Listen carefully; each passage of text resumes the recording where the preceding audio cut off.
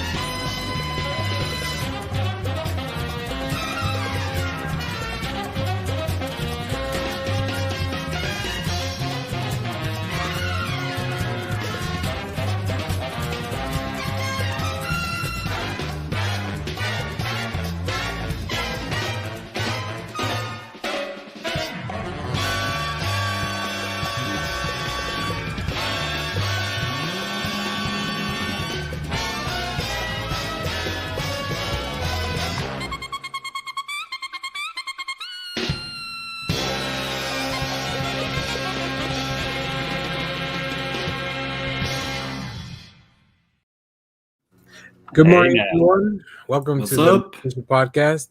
That was for the live action Cowboy Bebop. We hardly knew ye. Yes, one season and out. That was quick. Now I've heard some people say that it was always announced as a mini thing, like it was never supposed to be like like they were never gonna cover the whole anime. So who knows? But If it was successful enough, they would, and they would. They would have. Yeah, they would have. I think they're pulling the trigger pretty early. I mean, there's so much content out there to shut the door on that one pretty quick with a great cast like that. I was hard on it. I still think it could have been done a little bit better, more cinematic. But good morning, Sir Joker. Thanks for joining us in the chat. It's kind of funny. It was a podcast I was into called Laser Time. They did they went through the history of the live action American adaptations of animes. And a few that I forgot that had been done, but I'd seen, like starting back in the mid '80s, they had one for the Guyver, which starred Mark Hamill. Mark Hamill, yeah, I do remember that one. Which was, and they say basically it's worth watching again because you realize it's bad, but it's done bad fun. Yeah. And then they also they had the sequel, which was Dark Hero, which I thought was really awesome for action. Because I remember getting a fan sub copy of that at the Dallas Fantasy Fair. And then they also did a live action version of, God Almighty, Fist of the North Star in '95. Oh yeah, I did. I've heard about which that one. Was horrible compared if you watch the anime. Holy crap! Don't trust your Netflix. Yeah. Netflix is iffy lately. If you make it 3 seasons, you count your blessings. Yeah, that's true. I tried watching Money Heist since they offer international television and stuff. And right. that was one because it's always been like in the top 10 whenever I see Netflix's top 10, and it's like it's great for the first 7 episodes. It's very popular because it's like on its 5th season or something. I've never seen it. It's like 20... I think it's a Spanish show, right? Yeah, it's like, but it's dubbed, so that people who can't read can watch it like me. What a weird translation, because in Spanish it's called Casa de Papel, which means the paper house. Yeah. Oh Lord. Yeah, it's very much. If you love 24, the first 7 episodes are solid. They set everything up to be fun, and then it gets into the point of just being kind of ridiculous. Yeah. Like in the middle of this giant heist, like the person who's in charge like wants to start dating and figuring shit out like that. You're just like, what? And then the people inside you, it's very much in that tone of when we had 24 and Lost. It's like we're in the middle of something. Oh, let's go back and tell their origin. Let's go forward and do that. But by the 7th episode, I was kind of tired. The stuff they were doing was kind of silly. I guess so. Yeah, true. And that's what a paper house is, and that's the plot to the story. Is they break into a bank, but they stay there for a long time. And somebody's watching part 5. So all right. Yeah, so people are watching it. And that's the thing that's amazing is like I'm in the 7th episode and I'm like, they've been inside this bank for a long time. Like they should be done. Like if they're on part 5, like by part 7, I was just kind of like, okay, look, let's wrap this up. Come on. Yeah. Who do they think they are? What's that movie? Inside Job? The Dragon Ball Z bank? Inside Job. It is very Inside Job.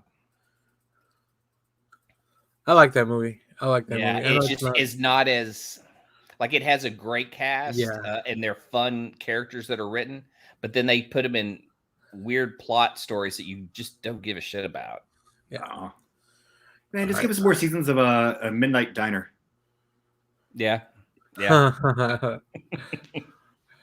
All right. Before we get into the stuff we've been doing this week, so on our main topic, unfortunately, this week we received some pretty sad news that George Perez has received the diagnosis of a terminally ill disease. Stage 3 pancreatic cancer. Yeah, he put that out on his Facebook. So we decided, let's celebrate George Perez while we still can. So that's what we're gonna cover on our main topic when we get to it a little bit later. We're just gonna look back at his career, all the cool works, all the fun stuff. Maybe have some stories if we've met him, because I know at least two. I don't know if Hold Clay's on. met him, but Just got some other news now. Anne Rice passed away at 80 today. I was Yeah. gonna bring that Oh, up. sorry. I too. just saw it. Yeah, I just was going to break out my copy of Memnock. Yeah, it's also, if you haven't Oh. heard, unfortunately, Anne Rice passed this week. Damn. Her son put out a statement on Facebook last night. So yeah, man, what a bummer of a week. But the creator of the NES and the Super NES passed away also 2 days ago too. It's and like, I think one of the writers on Cowboy Bebop. Yeah, the screenwriter. Screenwriter. So we're gonna try to make your morning a little better. And We're going to talk celebrate. about the good. Yeah, we can't celebrate all these people because unfortunately we were prepared for everyone, but for sure George Perez. Well, I'll be sure. Out of all these people, who do we know the most about? That's true. I'm not very familiar with Anne Rice's work, but yeah, I mean, you guys will see how much like this creator like has affected our comic. Like when we put together, I asked the guys to like, hey, send me some pictures if y'all want. I have 2 huge folders of pictures that I don't think we've ever had this much material. I know, and that's like I didn't even pull Teen Titans stuff, and that would be my go-to stuff. I'm going to put this right now. Right now, the background that we have, the Avengers background we have right now. Oh yeah. Notice how we can't see all the characters because our videos are up, but like notice how many characters are in that image. This man was the king of putting 500 people on one solid screen and making them all look good. I don't know anyone who's drawn every character in both universes and more. No kidding. Right. So, but we'll get to that in a minute. Let's catch up on the stuff we've been talking about and reading and watching. As you guys can see, Josh didn't make it, but he's fired. He's too busy educating the minds of our youth. No, here's a live looking at what happened and why he didn't show up. I'd sure like to fist him. So now it's time to do that. He realized that Skeletor was back, so Josh was like, "Guys, I'm sorry, I gotta take the day. Gotta go fist him. Gotta go fist Skeletor. Gotta go fist him." So, what a battle cry! Yeah. Kyle, why don't you start? I see some stuff that I also read in your list, so let's just start with you, and then we'll move on from there. Yeah. Red Devil's Reign #1, which actually looks pretty good, but I hope they don't go the way of Civil War? Thank you. Yeah, like I said, right now, what it is it's the Kingpin, who's the mayor of New York City, who's basically it's sort of a ramification of Daredevil using the Purple Man's kiss to basically wipe his identity from everybody's mind. And when he goes to look at what a fucking cool callback. Yeah. Right? Like, I don't know, because what was that their Infractions run? Or, I think so. Yeah, it was prior to Char Soul. I know that. Yeah. So yeah, but he goes through. He has a perfect file. He has the secret identities of all these people, and he looks. It's all gone. He goes, "It's your fault. You did this, didn't you?" And so basically, he calls to the city of New York, saying, "Hey, these heroes, blah blah blah. They're like they cause all this chaos." And so like he has a new police system. They're trying to capture anybody who's like a superhero. He's got a Thunderbolts team. Yeah, I know, with Johnny Walker, U.S. agent running at least one. Yeah, it's pretty cool. Like, yeah, the first one they go after Clay. I'm sorry, but the first one they go after is Moon Knight. Yeah, damn it, why? And they arrest him for. And then I saw for being a superhero. There's 2 laws, right? There's a federal law that no heroes under 21 are allowed. That's Kamala's Law from the Outlaw event. But this one's specifically to New York. But I mean, how many New York-based superheroes do we have? Well, yeah, they have the all of them.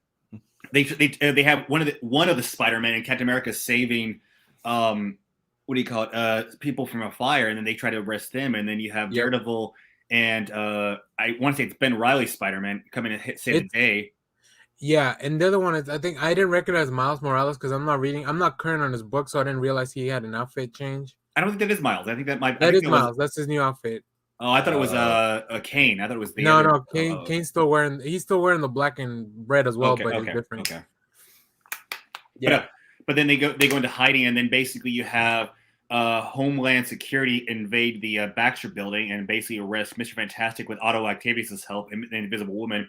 Yeah, they send a message up to the main floor, and so you have the Thing and the Human Torch get the kids out of there and run away. They basically try to arrest Luke Cage and Jessica, and basically Luke makes this whole big speech saying we got to fight back, and this is blah blah blah, and so it's going to turn into a whole wide city of where it's not just the heroes, but it's going to be the citizens going either we love heroes or we don't love heroes. Yeah. So the Champions is made up of kids that are all under 21, except Viv, who's a computer. So yeah, but they're not based in New York. I think they kind of. Yeah. But I mean, they're also not able to you have to get like permission or a chaperone or something. There's some tricks to like how you can still kind of be a superhero if you're under permission slip from your mom. Yeah, something like that. Yeah. But this one's cool because I like Devil Reigns because first you don't need to be caught up in Zdarsky's Daredevil, but it helps a lot if you are because you can like this whole thing with Fisk has been building over the whole run. And then also you're gonna see Elektra's also Daredevil, so you're like, what the fuck is happening? Why is there two Daredevils, right? I love the costume. Oh. Yeah, Elektra's costume or Elektra as Daredevil is just cool. Like her costume's never made sense, but there you go. Is that a Peach Momoko cover? Yeah, Peach Momoko. I love this variant. That's pretty fucking awesome. Jay, how many variants are there? I only picked up 3. There's more. Yeah, there's a lot. So I got a Scotty Young cover I didn't get. There was a variant for Scotty Young. Yeah, there was. Ooh, I think so for Devil's Reign. Yeah, I'm pretty sure. Shit, that I didn't get one. I'm sure I saw it. Maybe it must have been a big order to get that cover. Yeah, that's how I usually end up with an event book is just getting a Scotty Young cover, and if it's good, I'll stay with it. That's kind of the way I'm doing event books now. Yeah, but it's a lot of fun. It's a really good book. Like it's not at the beginning you're like, oh, this is just Civil War again, but then it's not. Okay, good. I don't know. I like Chip's work. He's always funny, but when he does like a good hot take on a superhero, it's usually really well done. And so on this week, he was on Stegman's stream. I'm part of the Substack, so like sometimes I'll get to jump on their streams. Zdarsky was on there, and it was Donny Cates, Scott Snyder, Zdarsky, and like Ryan Stegman. Oh wow, how cool! Yeah, just a cool like. You're just sitting there like, oh no, don't interrupt. Let them say whatever. But they were talking about better than a con. That's better. I mean, just being able to sit in on that. If they had a panel, you'd still be sitting in the audience trying to hear them, and they would be aware of it. Them sitting out and hanging out, they probably just talked about whatever. Really cool, like 2-hour stream of them just talking about comics industry. But one of the things they mentioned was that initially you wouldn't really think of Zdarsky as like the serious guy, right? He was writing Sex Criminals, so he's like the funny dude. Yeah. But then you read some of his other stuff, and you're like, oh, hold on a second. He's got a lot more to say than just like he's funny, but he's got a lot more to say. So yeah, dig it. All right, what else, Kyle? Son of Kal-El, the most recent book, I think it's issue 5, where basically it kind of starts off with you're starting the new relationship between Jonathan and Lex, and basically it starts out with Superman. The best scene of this thing is you have Jonathan is back at the house with Lois, and you hear a knock at the door, and he goes to open the door, and it's Batman, and he goes, Batman knocks? Yes, I do. I thought you just appeared. And he goes, oh no, that will never happen again. A lot was learned that day about privacy. It's just like Batman's been put in his place by Lois. And then I love this annual because Tom Taylor's so good at putting in little things. Mhm. So they offer him Earl Grey, Earl Grey. to drink, and he's like, "You guys have Earl Grey?" He's like, Alfred would send a monthly subscription of Earl Grey to any house he thinks you might visit. So Alfred's passed away, right?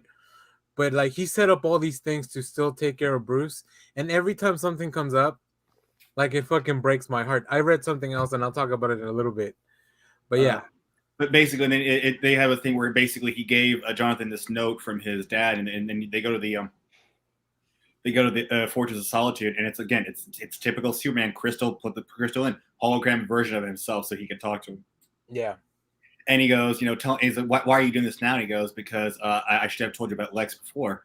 And it basically goes into the whole thing of just Lex. Previously, Lex, when he was put in jail by Superman, they started this chess game, but then Superman wouldn't finish the chess game. So they end up, Jonathan ends up saving Lex from these robots that he built that are trying to kill him.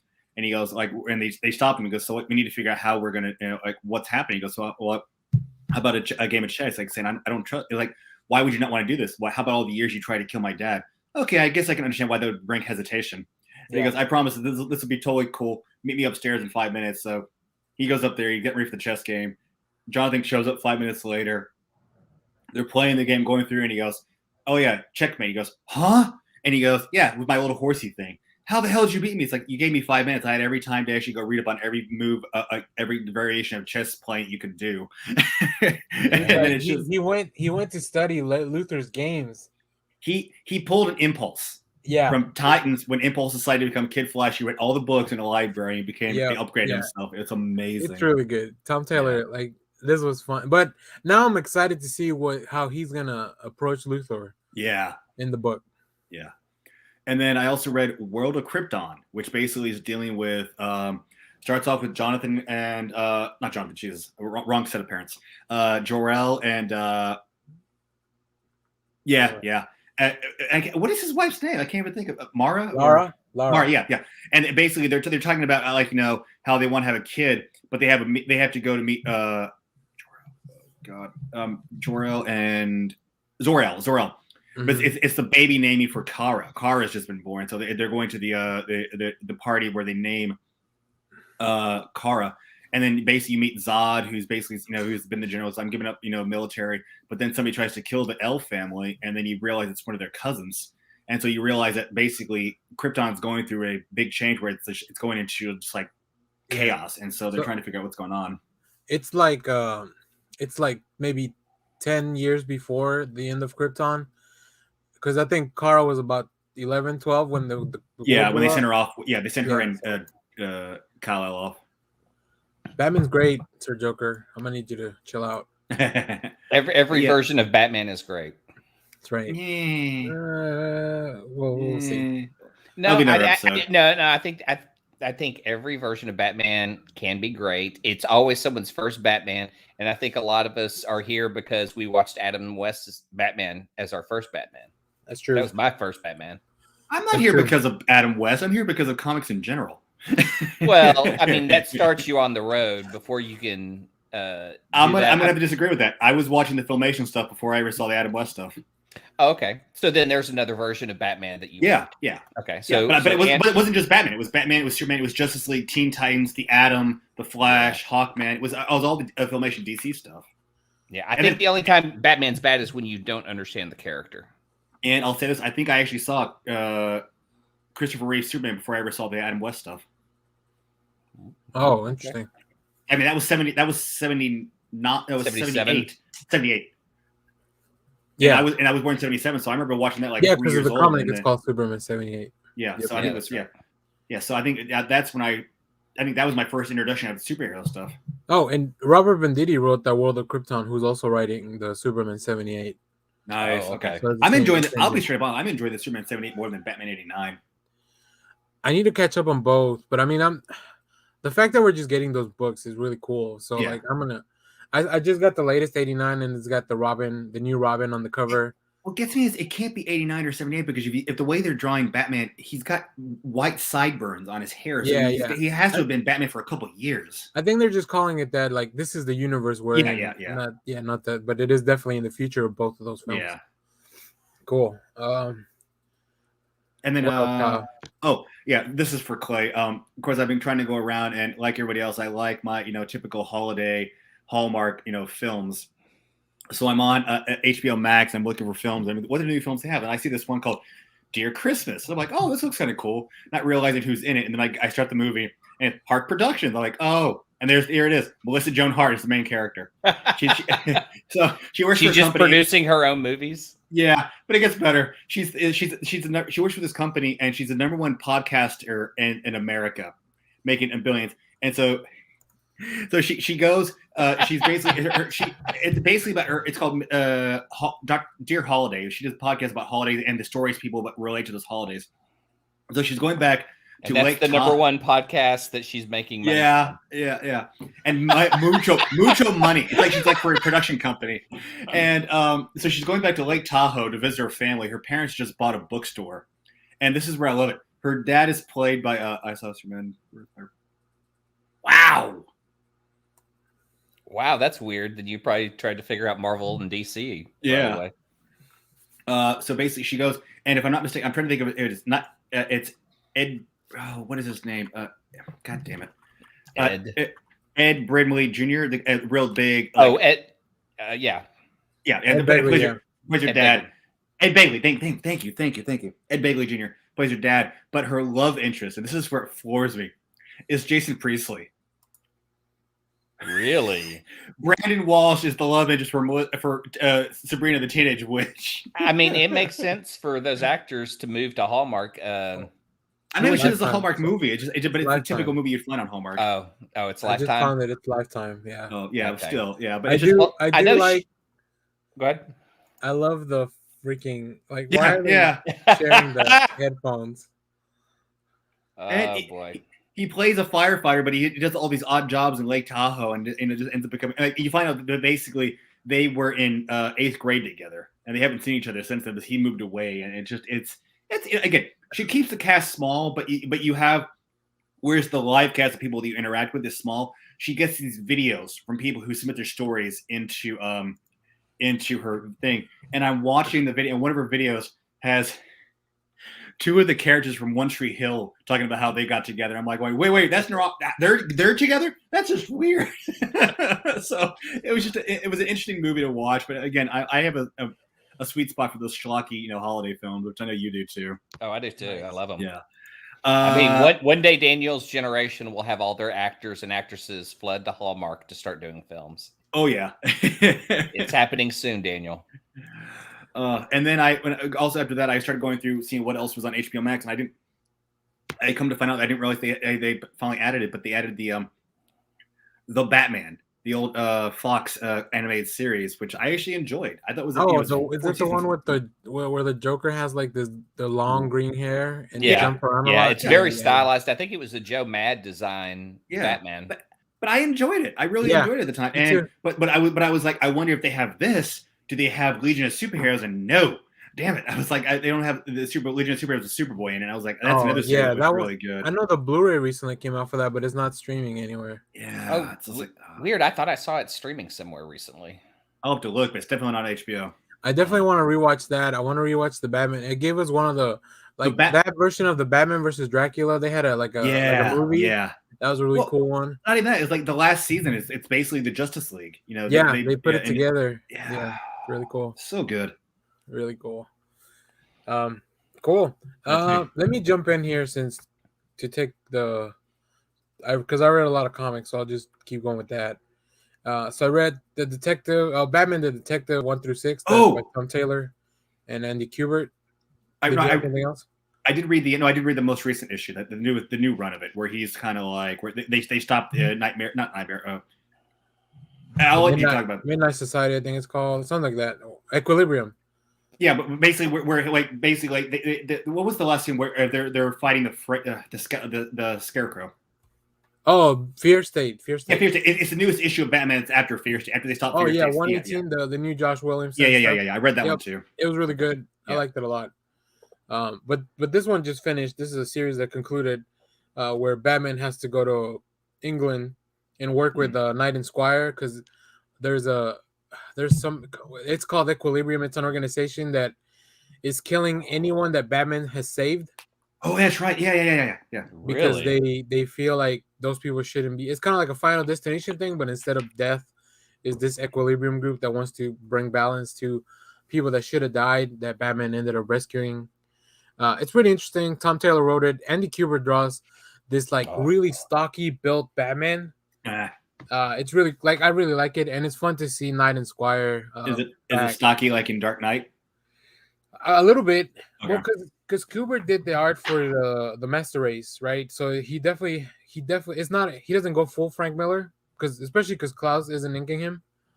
But he definitely is definitely a bigger Bruce Wayne than you would normally see. I love Kubert's art. Yeah, so Andy's the Batman guy, Adam's the Wolverine guy.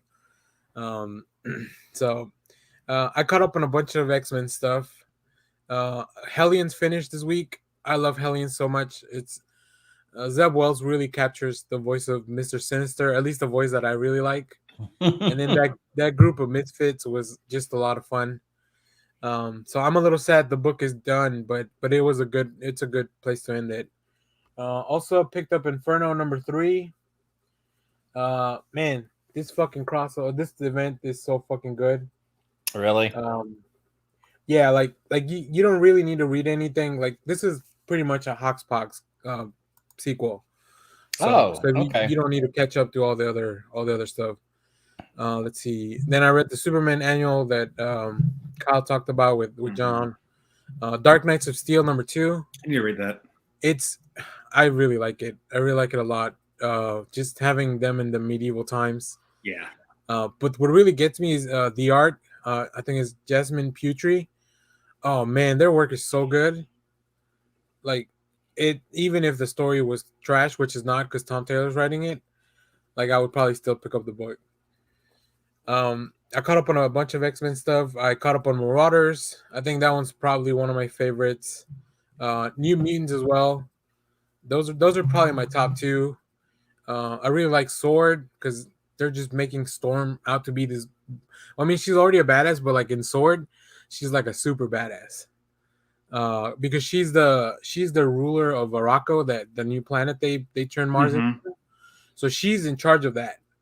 And Sword works in space, so there's all this stuff going on.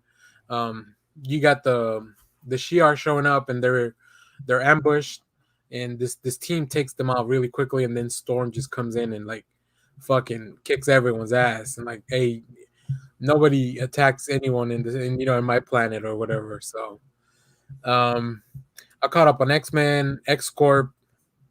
I think that's it. I think I saw the announcement of all the new X-Men stuff that they're gonna roll out. And I was like, oh shit, I need to catch up on all the stuff I'm reading. So the only one I'm not caught up on is Wolverine, but that one's pretty standalone, so I think I'll be all right with that. Although I think he's about to. There's the Lives of Wolverine that's gonna come out soon too, so I don't know what's gonna happen there. Then the last thing, I did want to show you guys because I read 2 really good books this week as well. First one, if you're a Star Wars fan, we got a new event, Crimson Reign. Ooh. Kira from the Solo movies back. This all takes place between Empire and Return of the Jedi. So okay, so it's really cool because she forms this crime. She's in charge of the Crimson Dawn now, because obviously if you watch Rebels, you know that Darth Maul's not around anymore. Yeah. So she puts together this group of mercenaries that to hunt down Palpatine and Darth Vader. Because she's aware of that, right? Maul filled her in on everything, on the Sith and all this stuff. So it's really interesting to see this criminal underworld not really doubt the existence of the Force, like they have in so many other things. Even Han Solo didn't really believe at the beginning, right? Right. So, and then the other thing that's really good. Oh Buffy yeah. the Last Vampire Slayer from Boom. It's it's like in the future, something happened to the sun where it doesn't kill vampires anymore. So vampires and humans made a truce where they don't kill each other anymore. So what good is a Slayer in a world that you can't kill vampires in? So Buffy, like, she's in her 50s and now she's trying to figure out her place in the world.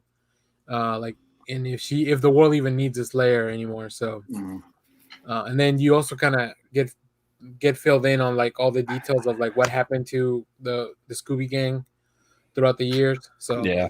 it's pretty good. It's kind of like this would be like Buffy's, Dark Knight Returns or Old Man Logan or one of those stories that is like an alternative tale on their future, but you still get to see all the characters or a lot of the characters you like. So it's really good.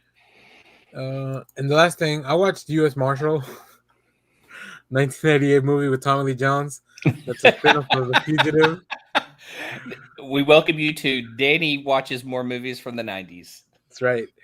So I watched this one because my buddy does a podcast called They Made Another One where they explore sequels and remakes and reboots of movies. And because this is a spin-off of The Fugitive, they watched this. And I was like, I don't think I've seen that. I've seen The Fugitive and it's great. I really like The Fugitive.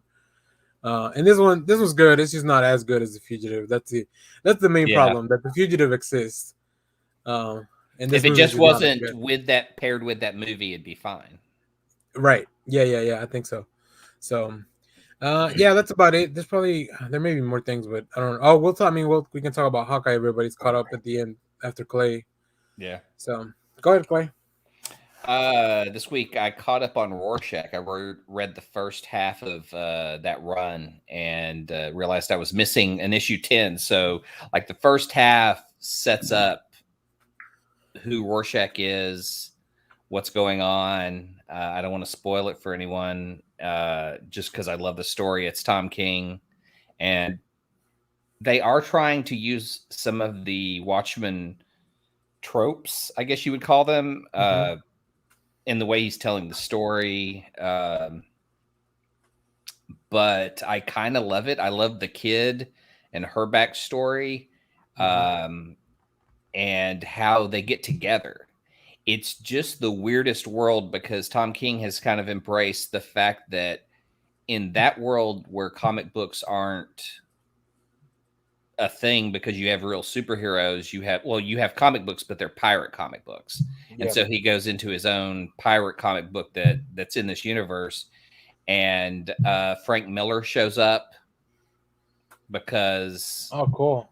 Yeah, it's just weird. It's like he takes that idea of comics in that universe and takes it further by not only saying, okay, well, superheroes didn't work because we had superheroes. We have pirates. And, I'm going to add another layer of real comic book people into this.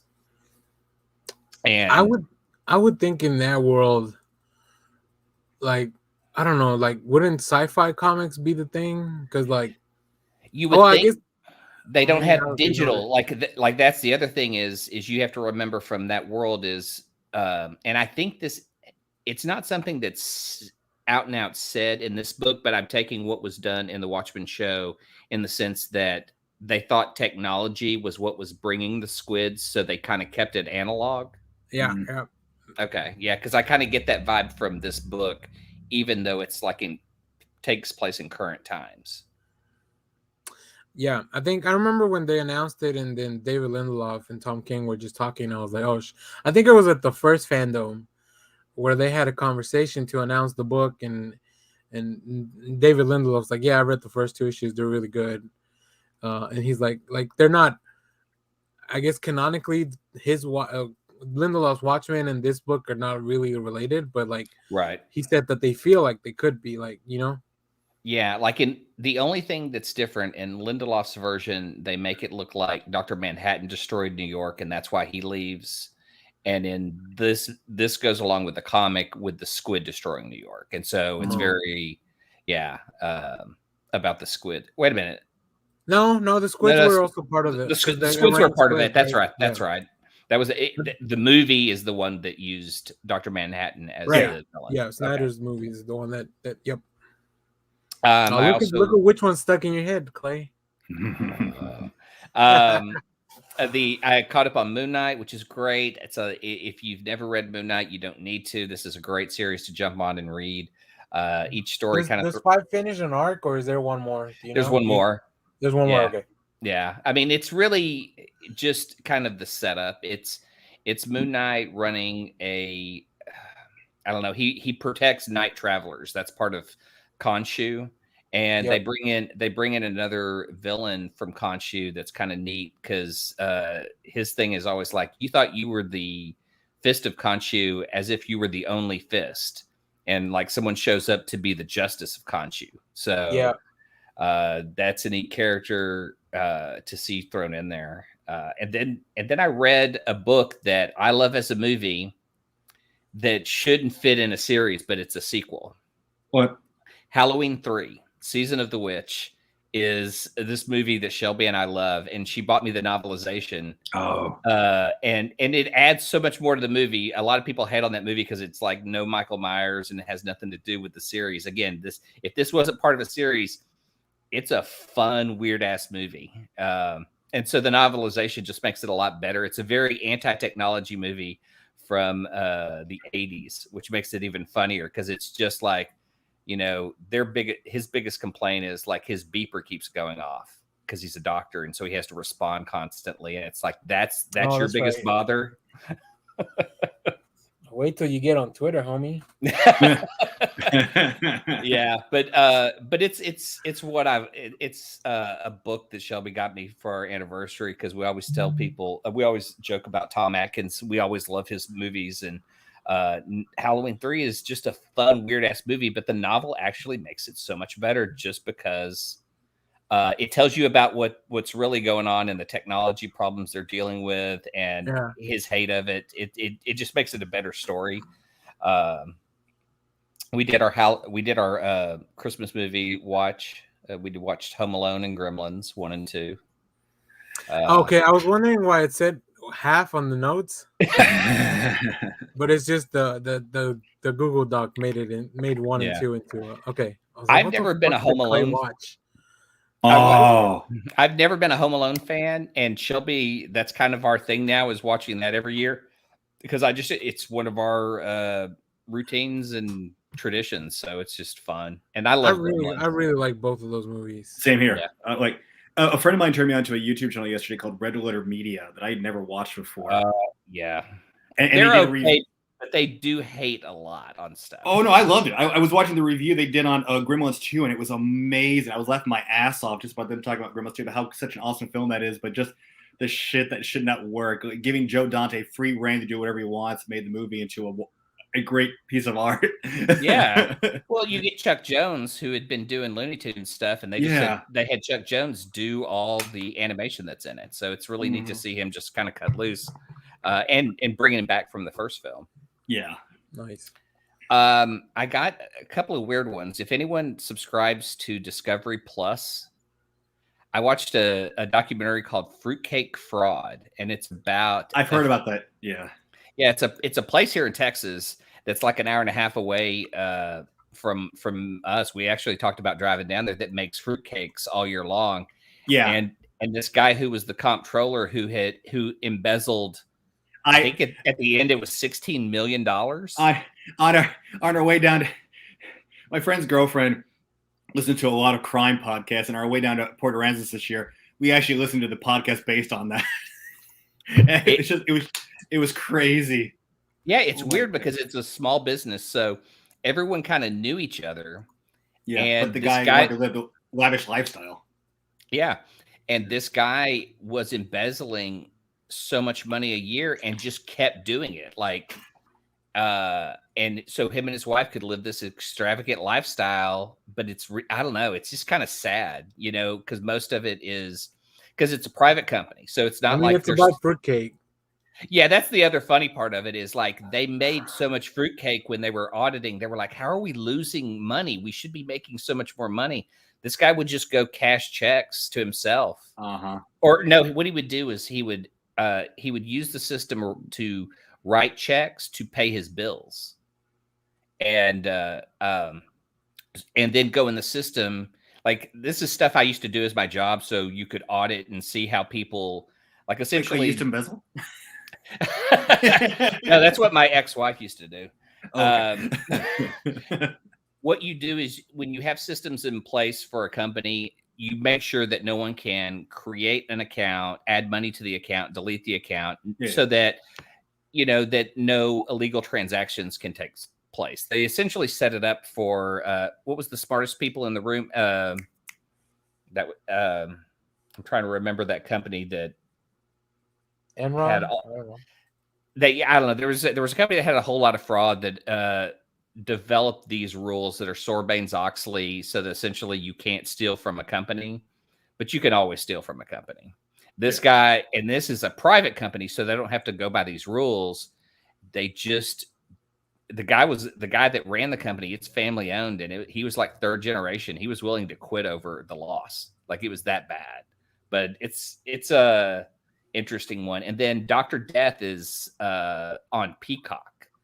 This is a documentary.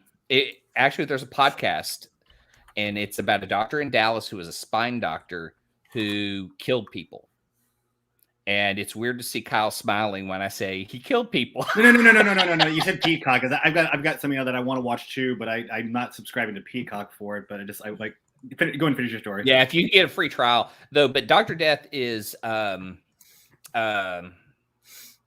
is that? Company with a lot of fraud. Do you have any idea how little? I know. It down? No shit. Yeah. But Dr. Death has Pacey from Dawson's Creek. Joshua Jackson plays the guy, and he's so fucking good. Like, this, to me, is like one of his best roles I've ever seen him do. And that's the main reason I wanted to come on here and talk about him playing this guy, because he goes from being this he plays him from college up until now, and he is so good. Christian Slater is a fucking home run, and then Alec Baldwin. I did hear about this. I did hear about this. Okay. If anything, watching the scenes of Alec Baldwin and Christian Slater just talk and are just incredible. It's really amazing. But the main story is about a spinal doctor who was here in Dallas, who Baylor Plano let operate over and over again, to the point where he killed people. He made his best friend quadriplegic. Joshua Jackson's really good in this, and he can go from charming to villain on a dime. It's better than Fringe. Yes. There's a real question. Yes. There's a real question. Right? Yes, it is better than Fringe. And if you I've saw a few weeks ago, I recommended that. Yeah, and I've seen the advertisement for We Are Lady Parts. It's on my queue to watch on Peacock. Yeah. There's so many things, but instead I'm just rewatching House. But as far as Dr. Death, like, I'd listen to the podcast first and then watch this. They added a lot of the detail from there. The show spotlights a ton of Dallas, and is actually where I was very critical of Cowboy Bebop and said, this is not done very, very much like the show. Like, the show felt theatrical. This miniseries feels theatrical in the sense the bigger performances, they take bigger risk. They even do a very weird opening that's like Dallas, but for their show. So it's like Dr. Death, but they do a throwback to the old Dallas show. This is how I live my life. Two episodes of something new in between all the whatever I'm rewatching at the time, which right now it's House. It's down because the only reason I'm rewatching it is because I saw a TikTok of like, the dude was like, here are my favorite Sherlock Holmes adaptations. And then he brings up how, and then he's like, it took me too long to realize that House is a play on Holmes. And then I saw that and I was like, oh, fuck, I'm an idiot. And then I was like, I need to rewatch House. And then, it's like he's just Sherlock Holmes in the hospital. Yeah. Never thought about that. I'm gonna pair my next two suggestions together. This is really for the Gen Xers out there. Voir is all of them watching. Voir on Netflix is about movies that we grew up with. It's the first essay. It's a visual essay series done by different people, but one of the ones I know in there is Drew McWeeny, because he wrote for Ain't It Cool for a long time. He does his own stuff now, but I absolutely love his film commentary. The first episode is about Jaws and the summer of blockbusters, and it just goes through a lot of the experiences Gen Xers and fans that we grew up as fans of film, and it's just beautifully captures that what people who are really film nerds were like in the 70s and 80s. Does each person here listed do an episode? Yeah. Okay, cool. So it's everyone's different. Some episodes you may not dig, but the next one you might. And it's a lot of different perspectives. So there's a vast diversity of people sharing their opinions in there, and I love it. Is the name a play on video noir? Maybe, I don't know. Or those voir mean something? I don't know. But they're produced by David Fincher, if that can draw you in as well. Fuck. I mean, damn, yeah. So this is like if David Fincher had a YouTube channel. Exactly. That's exactly what this is, because they use the visual storytelling in the essay is incredible, as well as the people who are writing them. Cool. And then Smash is Kyle Mooney from Saturday Night Live got a show that is like a parody of Saturday morning cartoons and those shows from then. Like if you watched Fox Kids, I think even 70s, 80s, and 90s, it's more 80s and 90s type show but it's hard to watch. It's hard to just binge on the show. It's really a one episode and go. It's like 30 minutes of a Saturday morning cartoon, and it's written by Kyle Mooney. So it's very weird and disturbing. Saturday Morning All Stars. Yeah. Hits. And so like Kyle plays his own twin that hosts. They're the live actors who host a show about cartoons. And then you have like Randy the dinosaur, who the best way to explain his problems are a little more complex than that can be solved in the time of a cartoon. It's on Netflix. Okay. And if you watch Saturday morning cartoons, you'll get it. You'll get the humor, but it is fucking dark, man. Like the Randy the dinosaur stuff is really sad. And they even warn you that like some episodes deal with suicide. So, but if you like the dark humor and you're Gen X, you'll dig that. So Clay, I'm not gonna lie. You show me this promo image. Yeah. I'm gonna be like, no, that's a pass for me. Thank you though.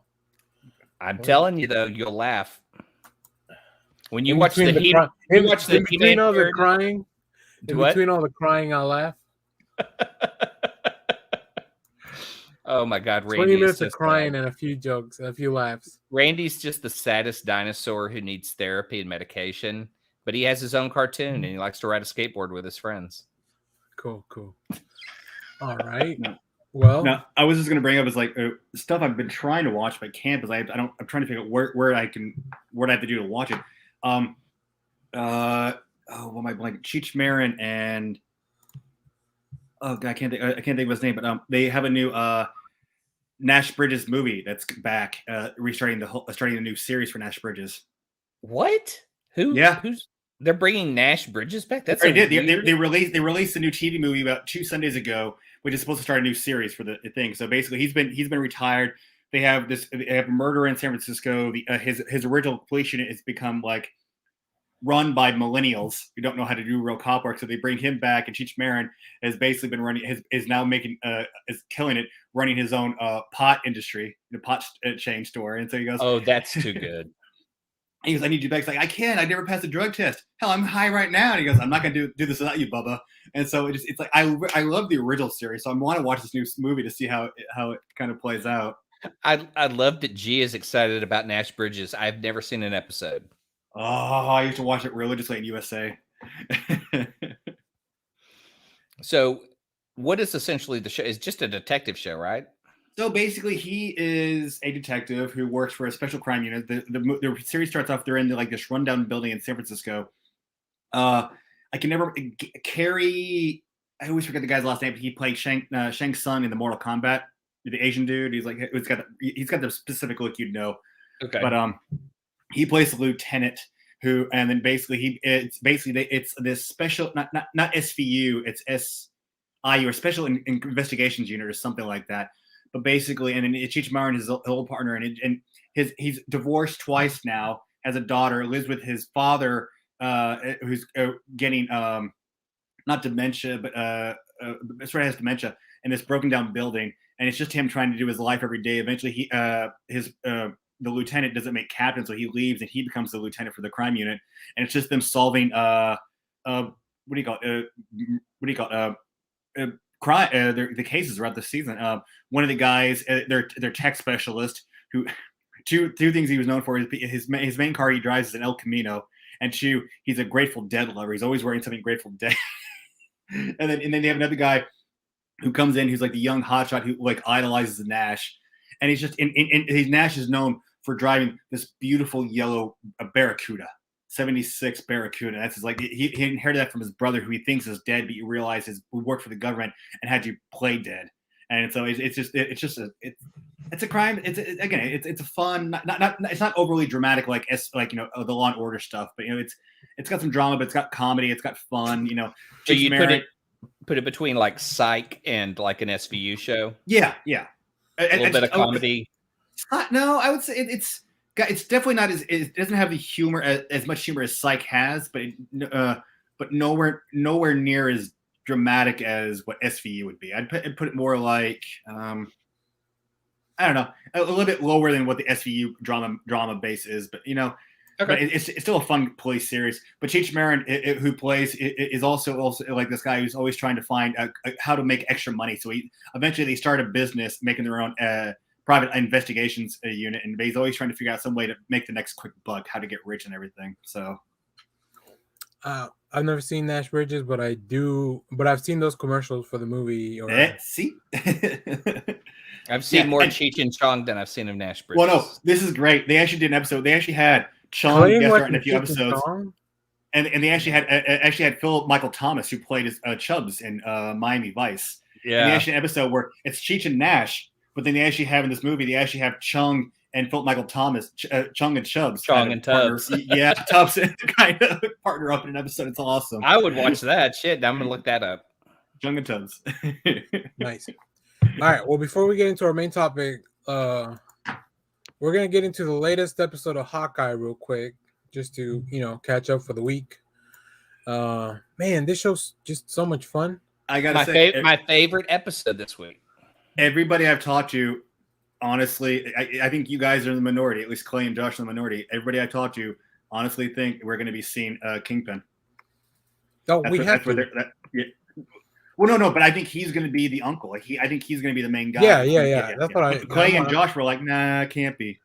I don't know, man. I don't know.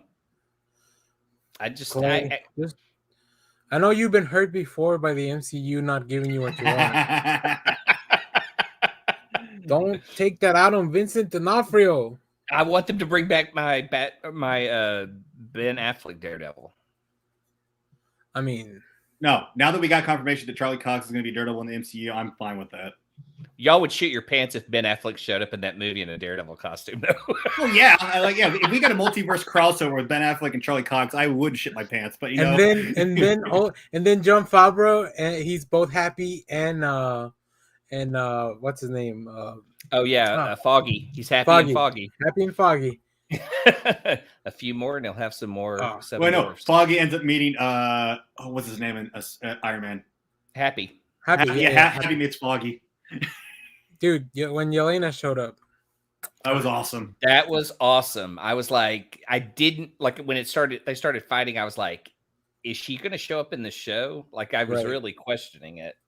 I saw throughout the week there was this so they're doing these promo trailers for the next issue, and they showed the outfit where she's wearing the night vision stuff, and then somebody found because nerds are nerds, they found the panel in the comic book where Yelena is also wearing the night vision that looks very similar. Yeah. So everybody was thinking, this is it, right? This is the one where we see her. And it was very, very briefly, but very effectively deployed. I have a lot of questions about, is she still doing Black Widow stuff? Is she working for Who's she working for for? Is what I Gal. want to know. My friend really believes that this is going to be leading right into a Thunderbolts team. I hope so. I think there's also I saw this thing online where people are split. Where I feel like this is Clint's like end game, like his swan song, right? This is how we write Cliff off so he could go live with his family, and then I don't think he's going to die. Hawkeye. There's no way this show is as happy as we get it with as many happy. But there's a lot of people that don't believe that Clint is done after this show, which is weird. Well, okay, we'll probably see him again. We'll see him again, but I don't think like as a main focus of the MCU. Jeremy Renner has said he wanted to lead a West Coast Avengers team. Maybe that might. I mean, they might give him a Thunderbolts team. Oh no, West Coast. West Coast with the kids. I think that's what the show sets up. Is that like as much as he wants to leave, and as much as he doesn't want to be known, he wants to be the ghost character. He also has the ability to provide leadership. And Kate needs it, and I think if we start to put a West Coast Avengers team together, he'll see the other kids need it. He's gonna take all the LARPers, grills, make it, yeah. Oh my god! Like when he walked into the apartment, they're like, "What the hell is going on here?" Yeah, because I would much rather see Hawkeye continue on than this be his swan song, where he just teaches Kate and that's it. I'd kind of love to see him put a team together. The thing I always loved about Hawkeye was his he came from this dark background of being raised by carnies and the swordsman and being a villain to becoming a hero, and maybe that next shift for him is being mentor. Yep. I can see that. Yeah, I like it. I like this show a lot. And I'm just excited. I mean, this week we're getting a lot of Marvel. So adjust your Twitter or leave or whatever you need to do. Put yourself in a box. Go stay inside of a bank for a few hours, like in the walls. Spoilers for inside job, I guess. Yeah, I don't know. I'm excited. I did see a theory on, I think it was New Rockstars, that so Linda Cardellini, there's a lot more to her character, like that just being Hawkeye's wife. Oh no, yeah. Okay. She spoke German. She has her own sources. So I thought she was speaking Russian. I thought it was German, but maybe I don't know. She was speaking a foreign language. Yeah, but maybe she used to go by a code name Mockingbird, and that's a code name that they just pass on. So, because in the comics, Mockingbird and Clint were married at some point, right?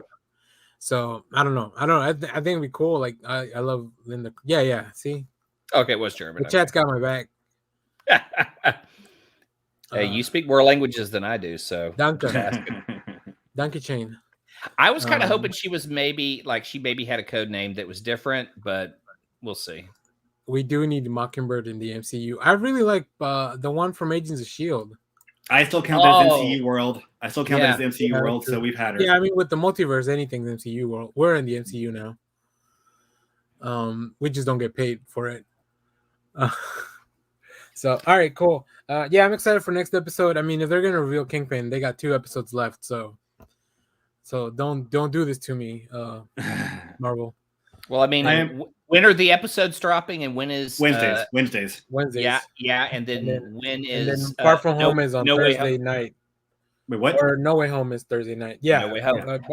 Are we going to sync up, like maybe them dropping in Kingpin at the same time that movie drops? So that was what people were thinking. Like we would get both Daredevil and Kingpin on the same week. So we'll see. No spoilers though. What if we get more though? Like on the TV show, what if we see a Luke Cage or a Jessica Jones? Oh, you think, man? Since Daniel brought in Hawkeye, I want to bring in one thing. As I know Daniel's been watching at least. Armageddon. This last week's episode of Flash Armageddon. Oh, dude! Fuck yeah! Awesome. this was my favorite episode. Yeah, we actually got Ryan Choi in comic accurate outfit as the Atom. Oh, really? Okay. Yes. It was. I think if you haven't been watching the Flash, I would recommend you at least watch the Armageddon event. I think it's good enough, and that's why we're covering it on the channel. Like, I haven't dropped the video for this week, but I think it's good enough that you can, like, it's worth watching at least this, because you don't need to have watched this stuff. I do want to bless our screen real quick. I mean, that was a pretty Adrian. good Mockingbird. Oh, she was so badass. And then went to go do Marvel's Most Wanted, and it didn't even get picked up. I know. Not even That a would pilot. be so badass. And then had to end up in the Orville. Yeah. I like the Orville. I do like the Orville. I like the Orville fine. Get through the first season, it kind of figures out what it is after that. Yeah. It's the Star Trek that most people wanted instead of the new cool stuff that they're. I mean, I think people enjoy the stuff that they're doing now, but people that just wanted more of the old TV shows, that's what they're. I was hesitant on Discovery, but after what I've been able to see, it's actually pretty good. And then I'm looking for new Strange Worlds. Yeah, people are loving all all the new Star Trek stuff. I mean, at least people that I see, like I haven't seen anything too bad about like, you ruined my Star Trek or whatever. I don't know if Trekkies are like that. Maybe they're just more chill. Then I will issue my complaint. Here we go. Star Trek was very forward-thinking, progressive, and as long as it has those themes, it's perfect. But Paramount has a franchise, so they realize we can do anything we want with it, and so they do. I mean, Star Trek can be comedy, it can be all these things, as long as it has that progressive message. I feel like that was always the Gene Roddenberry way. I don't know if that's in Picard. I don't know if that's in. I would say Discovery still has. Discovery has it. Picard, as good as the series is, it goes some different directions. Like Picard feels like this one's the nostalgia one. Like this one's just because you want to see Picard on your screen. Yeah. Whereas Discovery, I mean, it is still. I still think it has to progress because I mean, hell, the captain right now is an African American girl who was this renegade lieutenant who you find out is Spock's adopted sister. And now they're thrown into the future, and it's a future where basically the Federation's been torn apart, and the Vulcans have merged back with the Romulans, but they've separated themselves from the Federation. Okay, that interests me. That is very okay. I like that. Clay's hooked. Yeah. Well, that makes me want to get a free trial and just watch those and get caught up. Yeah, save it for what's coming to Paramount soon. Well, not even that. The first season of Star Trek, they actually deal with the mirror universe. They actually have one or two people who are actually from the mirror universe, so they're going back to old stuff from the So Discovery itself actually is kind of progressive in my opinion. Okay, all right. Well, as long as it's that, I just feel like those 3 movies we got from J.J. Abrams were just copies of old shit that really didn't have anything to offer progressive wise. I still love Beyond. I don't care what you say. I love Beyond. I can watch that movie over and over again, and it does not disappoint me. Which one's Beyond? The last one? Yeah, it was basically where they crashed on the planet, and it's got that one had Beastie Boys. That one had a Beastie Boys soundtrack. Why would you not like it? Well, that was in the first one too. Did they? Because remember when Star Trek first came out, and they had that trailer where this kid is, that's right. That's how they get that call back to a song from the 20th century. That's right. Dope. Hey, listen, the car he stole still had a cassette player or an 8-track player. I know. So, all right, let's move. I just want to, for time's sake, because I want to give George Perez the due time. Mm-hmm. So we're gonna move on to our main topic, but we'll definitely revisit more Star Trek at some point. So yeah, like I mentioned at the top of the show, we got some sad news this week, but we want to celebrate the man while we still can. George Perez. Yeah. So I'm gonna let you guys kick it off. Well, actually, let's kick it off like this. Have you guys ever met George? Have you seen him at a convention here locally? Yes, I have. All right, let's do a little bit of story time on that. I don't know, Clay, you want to go first, and then we'll go to Kyle, and then I'll finish up. He had done cons in Dallas back in the Fantasy Fair, Fantasy Festival days that I remember, and those were just a super charismatic guy who loved to share stories. I mean, I can't remember how many panels I'd go to. I mean, my first George Perez book was probably a Teen Titans book. I mean, that art and that storyline and Terra, the Jericho run was just probably one of the most important things to pick up at that time. That was the competing book with Claremont and Burns' X-Men. Am I getting those time periods right? It was outselling X-Men, right? Teen Titans at one point was outselling X-Men. Oh, was it? I think. Yeah. So. Well, no. Yeah, no, it was. But you also got to realize Teen Titans was the book that saved DC from going under. They were so bankrupt. There were only 2 books that basically saved their ass. And Teen Titans, one was Journey into Mystery, which introduced Swamp Thing. The second one was New Teen Titans, and Teen Titans saved their ass, and that's what became their best-selling book for the longest time. Which kind of led to the first Marvel DC crossover thing, which was the New Teen Titans and the X-Men stuff. Wasn't the first. Wasn't the first. Well, I don't know. Well, I mean, first team book. First team, yeah, but we've had Superman and Spider-Man, and we had Batman and Hulk prior to that. Okay. Yeah. All right.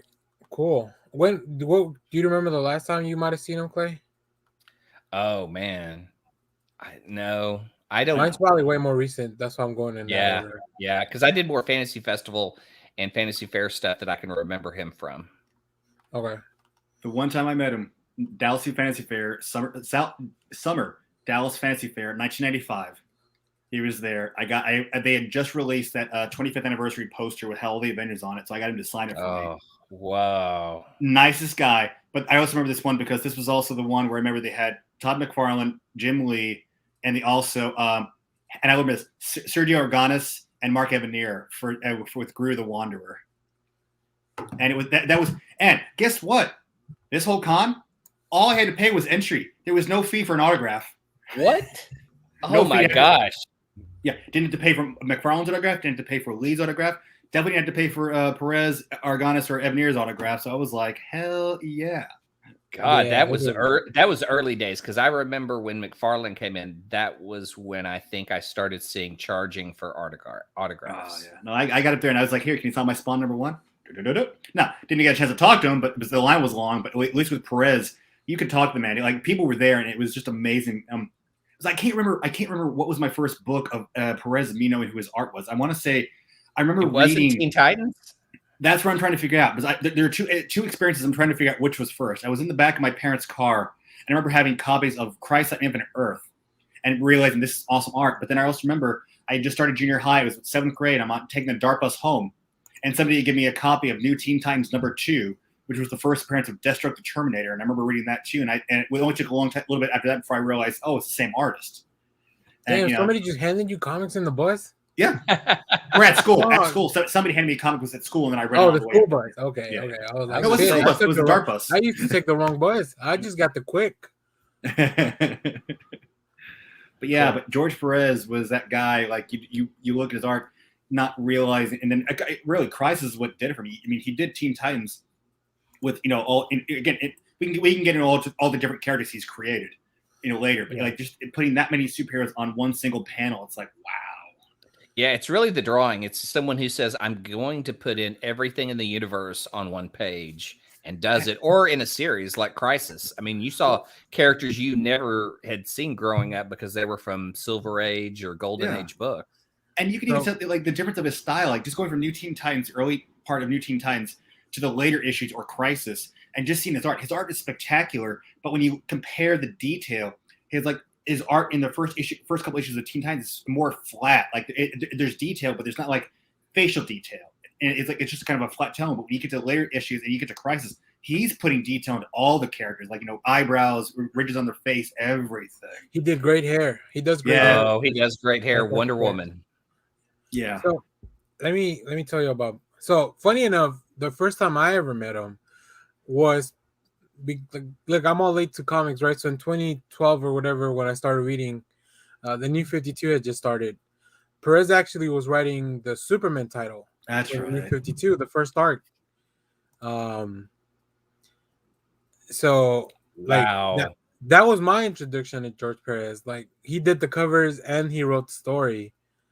Hey, he needed money. Yeah, I mean, listen. So at the Sci-Fi Expo in 2013, holy shit, that was my first convention I ever went to. Wow. So like, I remember, like, I walked up, this dude was handing out tickets. This guy in the orange was handing out tickets because he wasn't there yet. So I walked around some more. I came back, and when I came back, he was sketching and eating a sandwich. And I just kind of approached the table, like, to get my book signed, because I've never been to a convention, so I didn't know. I didn't know about, like, getting. I can picture Daniel walking up to George Perez, like, and Chase and Amy, when you have Earth and Circle, handing that issue to Ben Affleck. Can you sign this to? Just kind of. Yeah, And then George Perez was really nice. He signed all my stuff, and he's like, "Hey, do you want to take a picture?" And I was like, "Hell yeah!" So like, like here we are. Sans beard. This was before the beard. Wow, just a And kid, he just came a from around child. the table, and like I don't know how to, I don't know anything about stuff because it was my first time. So like he puts his arm around me and like we posed for the picture. Yeah, it was really really good time. And That then is awesome, dude. I got this print. He signed it. I mean, this is one of his Nice. most iconic covers. There- Probably. Iconic. I saw a Iconic. picture of him actually holding a blonde in a Supergirl Yeah, costume. yeah, Like I've seen referencing that issue. It's like awesome. So, yeah. So I mean, my this is the one and only time I've met him, and it was great. Like he really took the time to talk to everyone that was there, and sign their books, and like I said, from then I started to look like this. When you get into comics, you don't realize that these are. I mean, there's names on the books, but you don't realize like how long they've been working in the industry and all that stuff. So it's not until you start diving in deep and talking about it. So I just want to bring up real quick from Games Radar's website, Chris Arendt on Twitter. He's a writer for this website and other stuff, and I follow him. And he He's had a an great interview. follow for comic news. Yeah, he had an interview with George a couple days after he made the announcement. And I think if I mean you should go read it. It's really good. The one thing I want to talk about real quick, the part because George really like cares about his fans. So yeah. So okay, so oh damn it, I just had it. He asked him a question about the fans, and oh crap. Oh okay, here we go. So he tells him about what advice he would have, and we'll talk about this art in a minute because it's one of my favorite things. But yeah, he tells him and he remembers talking to Michael Turner, who also passed away from, I believe, also cancer. And he said they had a conversation where he asked him like, "Hey, like his talking about the industry," and he's like, "Hey, we're comic artists, not rocket scientists." So like. Like just the way that he just kind of approaches all that stuff where it's like not too serious but like he still cares about everything. In his post on Facebook he mentioned that he wanted to like I don't know sign stuff and try to do stuff for the fan like as much as he could, and I'm like, dude, you are like I don't know that if those are the priorities that any other person would have after receiving news like this, and all that dude cares about is like the people and like everybody that kind of supported him and he inspired. If you read comics, you probably read some of his stuff or you've been inspired by him at some point. I mean, you've been affected by Crisis on Infinite Earth if you read DC. I mean, his Marvel stuff. I love his Avengers run. Like his Beast was like which one? Yeah, I mean, there's.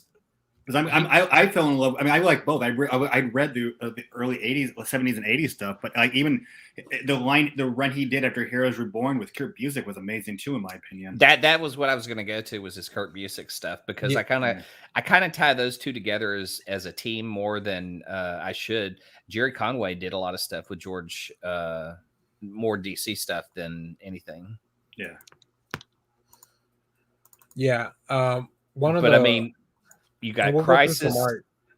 You got his Wonder Woman has kind of been the definitive Wonder Woman up until this Kelly Sue DeConnick. And even Phil Jimenez, the post from Instagram you just put up. Phil Jimenez recognizes that we wouldn't be here without George. George doing his Wonder Woman take gets us to this level. Yeah, and then you get him doing stuff like, come on, like what it like. I don't even know. I'm pretty sure between all three of us, we could probably name everyone here. Oh God, yeah, yeah. But there's so many characters. Like, how do you even plan this page? Just that 4-issue run of Avengers versus JLA. I mean, this was a book we were supposed to get in 1982, and and given what the '80s teams would have been compared to this, it's just like, yeah. I mean, there's nobody doing stuff like this these days. I think the closest is maybe Todd Knock does a lot of big teams. Yeah. That's Young Justice, right? Yeah. He does different takes. So I think Todd Knox probably the closest to a George Perez today that draws everyone. Yeah, and everyone, like, every time he draws someone, it like immediately recognizable, not just because of obviously the outfit, but even the Thors. Like, there's 3 Thors in this, but you can kind of tell they're all different, right? One's Thor, one's like the Thunder Strike, and then all the Green Lanterns, like the detail. I love the Sandman at the bottom. Like, it's really like it's hard to, like, you don't really realize it. And Quicksilver, Black Panther, Giant Man, Superman, putting all the archers together in the middle. His Wonder Man is specifically his. I don't think I've seen anyone else draw him as pure energy the way the way George does. Like, that was during a specific run as well. Yeah, and obviously, like, it looks like homage to Kirby with, like, the way he would do stuff like that. I mean, two different Crimson Foxes and Kyle's bubble, along with Lobo, Big Bertha. Those are the West Coast Avengers, right? I mean, Crimson Fox is DC. Wait, these are DC characters? No, I thought it was the no. This center bubble right there that Kyle Rayner has. There are 2 Crimson Foxes. They were sisters. They were on the Justice League Europe team. Next year is Lobo. Behind her is Big Bertha. That's Great Lake Avengers. Okay, Great Lake Avengers. I knew this was Great Lake Avengers. Yeah. Okay, cool. Yeah, it's so cool. What books have y'all bought just for his art? Everything. If it was George Perez drawn, I bought it. I'm not gonna lie. I'm pretty sure like that Teen Titans run is pretty much the reason I got into DC Comics. I mean, I got into because I was like, oh, what's this? I was so like such a young geek. I just like took whatever. If I took a chance to read something, if I didn't like it, I just didn't read it. That's why Iron Man for the longest time I didn't pick up until I was like, oh, this is kind of cool, and I started reading it. Iron Man, I think I kind of got into because I'm picking up West Coast Avengers. Yeah, but that was more War Machine at the time. No, early West Coast Avengers was Rhodey as Iron Man when Tony was going through his drinking issue, and then he took over the Silver Centurion armor and became a member of the team. And then you got into the second Armor Wars, where basically he got thrown off the team. They thought he was dead. He comes back in a new yellow and red outfit. So, all right. Well, this is going to be terrible for the audio listeners that we put this up, but like I said, both Kyle and Clay sent me a bunch of stuff. Let's go through some of Kyle's stuff first. Yeah. Oh, perfect. This was amazing because he at the time did both number 200 for both Avengers and Justice League. And I've got Justice League issue. Yeah, he did. But this one, Clay will remember this one. There's something specific about this issue that it was an amazing issue, but had a very disturbing ending.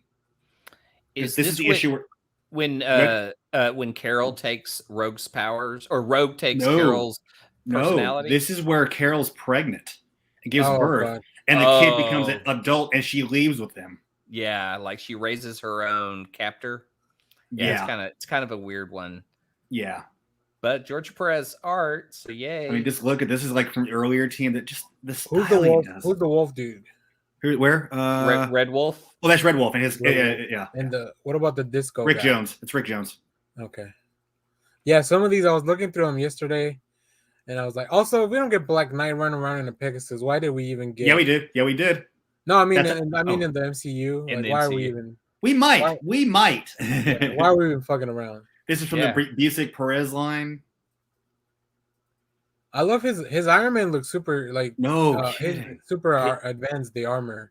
Yeah, for like the way they would draw it back then. Also, Hank Pym, what the fuck are you doing, man? Shrink down. No. He did that in the Avengers Earth Mightiest Heroes. He did both. He would do Ant-Man or Giant Man. No, I mean, like, don't be an asshole. You're in the living room. Oh. Yeah, this when they got taken by Morgan Le Fay and thrown in medieval times. Oh, fuck. I love this Captain America armor. Yeah, because I put in a picture from Scarlet Witch that he did, because I loved his redesign of Scarlet Witch. It was very detailed. He does great hair, but it's very much like a gypsy. Right. And it's just a home run. Like he puts little touches to the costume so you know it's him doing it. Well, what is this from? They're talking about Ultron.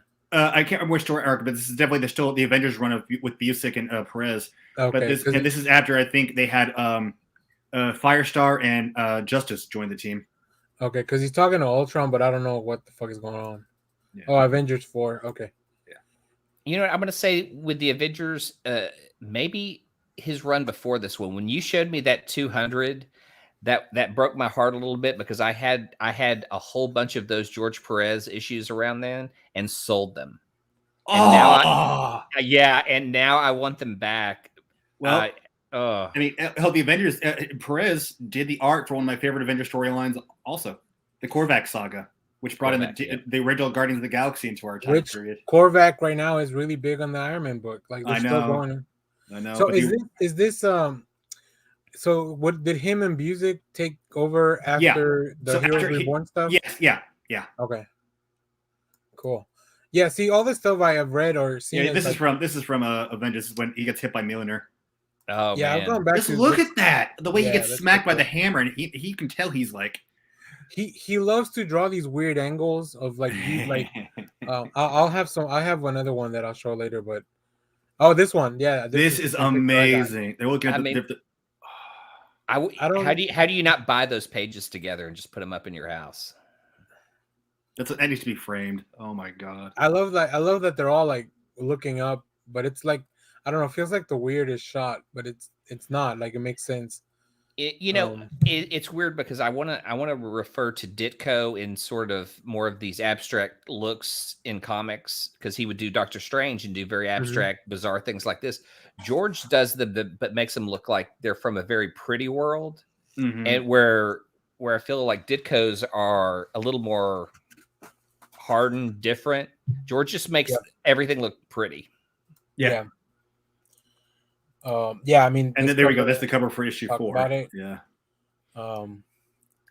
This is so. He also, he's done everything. Like I was looking on the Wikipedia page. This man's done everything. After they did Final Crisis, they did not Final Crisis. After the Infinite Crisis, after the second major Crisis book, they did. He did a new Brave and Bold, where it was really kind of cool. Cool. I don't think I read this. This is cool. Yeah.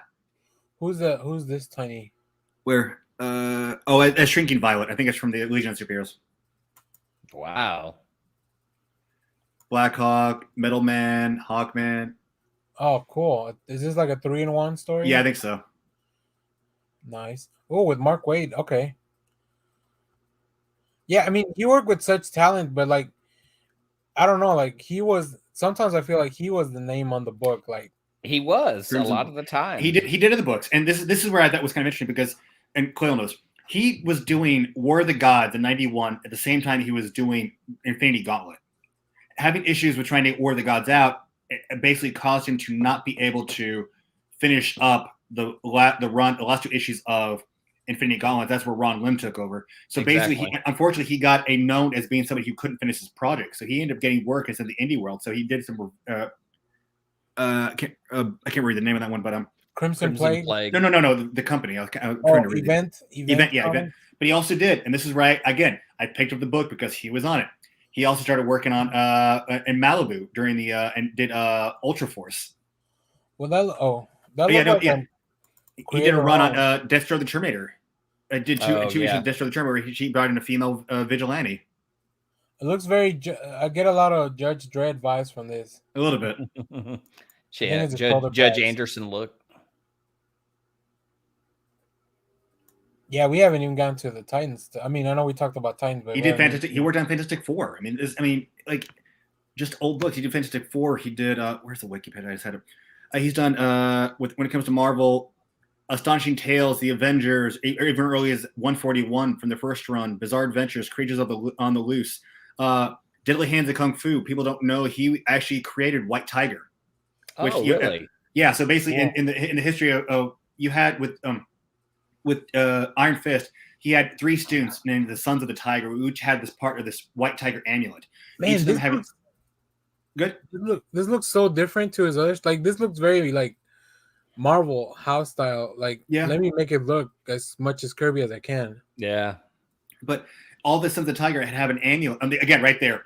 Started the Korvac saga where oh my god. Yeah, I'm gonna have to go with his older stuff. I really loved his take on Beast. I loved the covers back then way more than his Busiek stuff.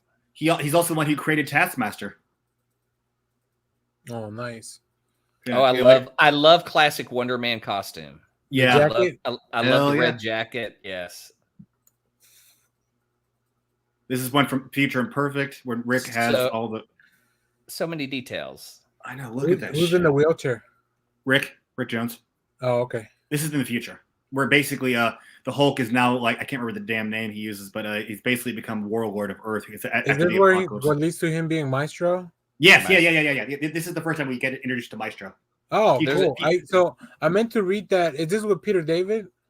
Yes, this is the first time. Not the current like limit series that's been going on. This was a 2-issue. Right. So I wanted to read that, but then I was like, no, I should go back and read the first feature. No, read this one first. Yeah, that's what I meant. Read this one first, and then read the new one. Yeah, it's a sentinel head just laying on the floor. Wolverine? Yep. Just got his bones. Yep. Skinned bones. Skin. Fuck, dude. And look, you got Captain America's shield hanging, but you got U.S. Agent shield broken on the floor. Oh, okay. I see the mask now. Oh, that's. Oh God, dude, this is fucking haunting at the top. I know. With all the helmets, all the helmets hanging. Oh man, I love this page. This is fucking like just fun Easter eggs. What is this? A cell phone? I'm going to say, when are we going to get to the MCU where they put up all the icons as dead and people know what they are? Why is there an iPhone here?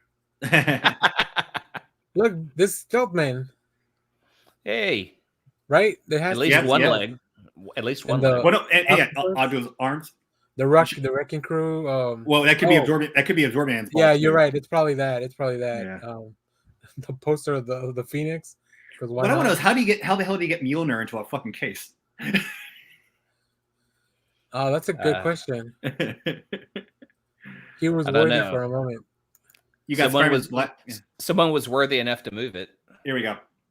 So this is what I love about Justice League number 200. He did the main story, but what happens in this issue is basically the original 7 had their minds taken over because in the original origin for the original Justice League of America, they took on these different aliens that were basically like different elements, and so the aliens have basically put things in their mind to have them be able to free them so they can take over Earth again. So they're all under mind control. So the later half of the team has to take on the old team, and so it starts off with basically you start with George Perez art, but then you have Firestorm who's on monitor duty in the satellite, and the Martian Manhunter just comes ripping through the floor, say, "Who are you?" And then basically each time you have one of the old leaguers fight the new leaguers, it's somebody new doing the story.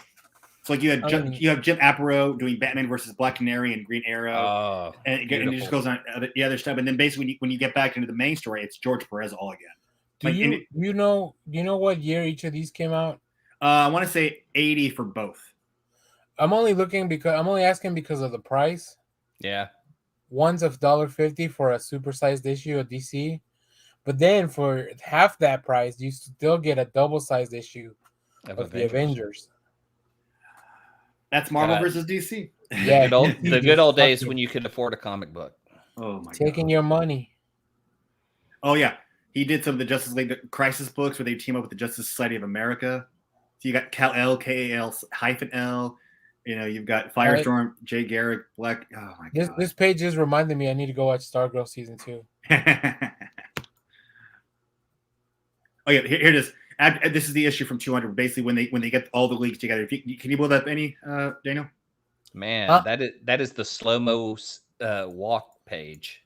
Look at the whole team. This is the original JLH. It's Elongated Man, Flash, Green Lantern, Martian Manhunter, Aquaman, Batman, Zatanna, Green Arrow, Hawkman, Black Canary, Superman, Firestorm, Wonder Woman, and Red Tornado. Classic Black Canary costume. Oh my god! Red Tornado got a new book this week. Yeah. Oh yeah, the hero book. I did read that. The like mercenary book. What's it called? It's like the D-list heroes are trying to make a name for themselves. And there we go. A picture of them for the original, like before they had the full team. Like look at the Wonder Woman's leggings. Yeah, her costume is so weird. That's how she started off. That's what she was wearing when she first started off in the. Oh, I like this. I like this. Look at this. Another crossover that JSA and JLA team up with the New Gods. Oh, and like everything had like this really super big banner on top. Yeah. And only 50 cents for this issue.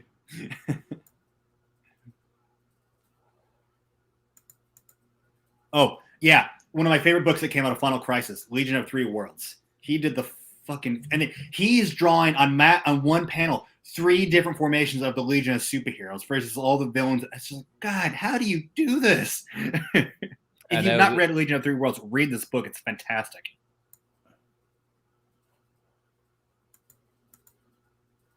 Is this from Crisis? Yes, no, that's from Legion of Three Worlds still. Oh, okay. Oh, okay. I saw Superboy Prime. Yeah, Superboy Prime. He's the main villain in this book. Gotcha. Did he do? No, he actually did the issues of Logan's Run comic book. I don't know why I threw it in there, but that's my fault. But yeah, he actually did the Logan's Run comic book series. I didn't. I might have grabbed the wrong image by accident. Yeah, it's always fun though when you find when they do adaptations of stuff. All right, let me pull up Clay's folder. Like I said, we've never had so many images in one. It's hard to narrow it down. Like I was really trying to cut back, but it's just like I just wanted to throw everything he did. Whoops. I wanted to let them know what all he's done. There we go. All right. So yeah, like a Wonder Woman page. I mean, you can. So as we're watching this, having just recently read that Historia book by Phil Jimenez, you can kind of tell. Like obviously the art style is different, but yeah. But the way the page feels with so much on it, like, is directly. I mean, here we'll see on the next post. Like, Phil Jimenez said another thing about this book. It absolutely goes without saying that I would have no career or intimate professional attachment to Wonder Woman without the profound influence of George Perez on my career and soul. Every piece of art I make is in some way a tribute to him. And if you've read the Wonder Woman story book, like you see that. Right. Yeah. Also, I want Phil Jimenez to draw me with the Teen Titans, like just hanging out with the Teen Titans, if possible. I want him to draw me as a god. So we get into some Infinity Gauntlet stuff. Yeah. Yep. So you've got splash pages and just the way he uses the page. Yeah. Just Thanos and Mephisto, and now it makes me go, I want to have Thanos back just to have that conversation. And who would they cast as Mephisto? I really like his Mephisto, his like the way he portrays him. I mean, again, we're in this incredible place that he does that's pretty, but it also could fit in a Doctor Strange book and be drawn completely different by like a Steve Ditko type. Mm-hmm. And this is Death? Yeah. Yep. And then Nebula. That's Nebula next to her. Nebula. Oh.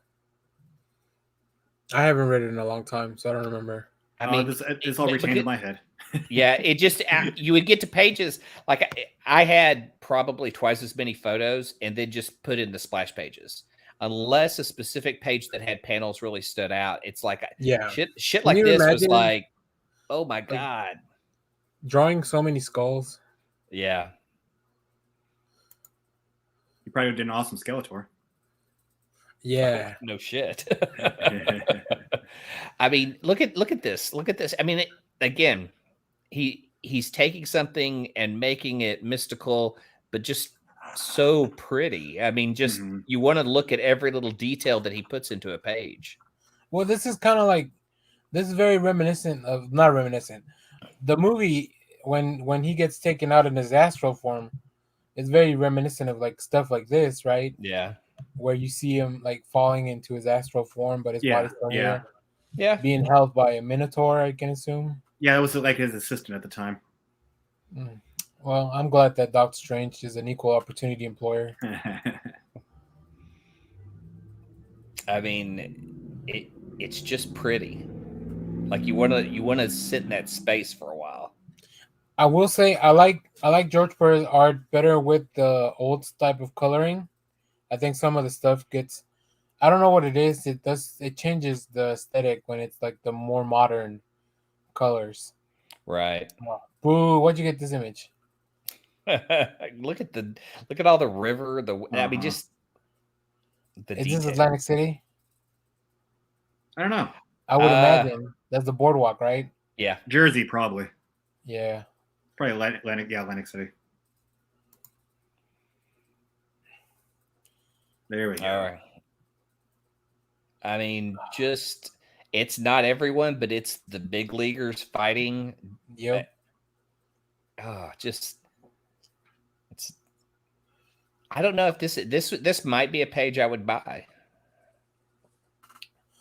Good luck. I'll take out a small loan.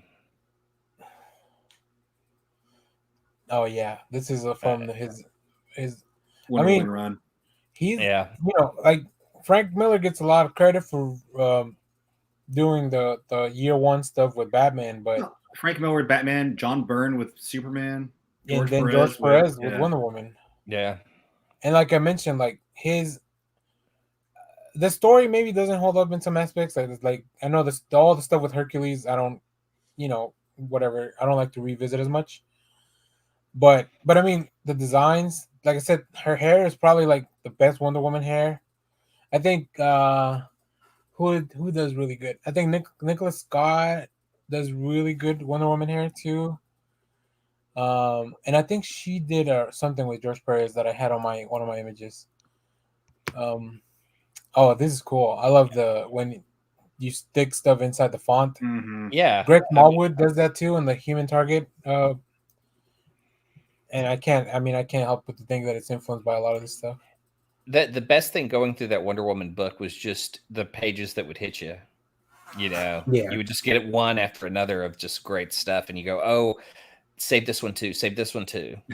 But really, I cut this in half. Oh, look at these dudes! I know, it's just so haunting, and it's terrifying. Not your traditional George Perez. So I wanted to put that page in. Yeah. Because you go, George Perez doing a horror book with skulls and villains? No, but it looks cool as hell. That scene right there, they're not even actually fighting. They're just kind of testing each other. Exactly. It's like a standoff to see who knows what, and they're both equally balanced. Well, even Batman goes, I think you would eventually beat me, but it would take a very, very long time.